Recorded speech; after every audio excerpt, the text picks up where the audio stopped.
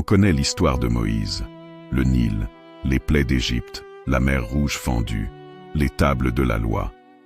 Mais un parchemin retrouvé récemment dans les grottes de Qumran raconte autre chose.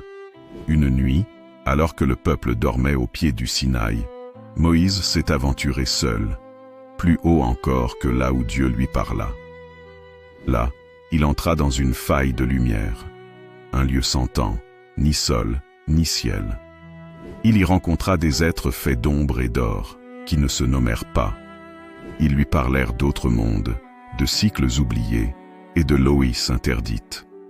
L'une d'elles concernait la maîtrise du nom véritable de Dieu, capable de créer ou d'effacer une âme. Moïse comprit que cette connaissance pouvait anéantir l'humanité si elle tombait entre de mauvaises mains.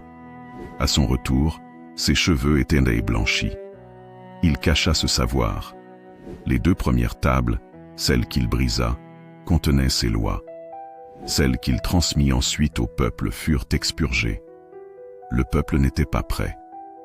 Des siècles plus tard, des fragments de cette vérité ont été conservés dans des cercles secrets, chez certains initiés de la Kabbale, dans des versets apocryphes éthiopiens, ou même dans les marges effacées du Codex Aleppo.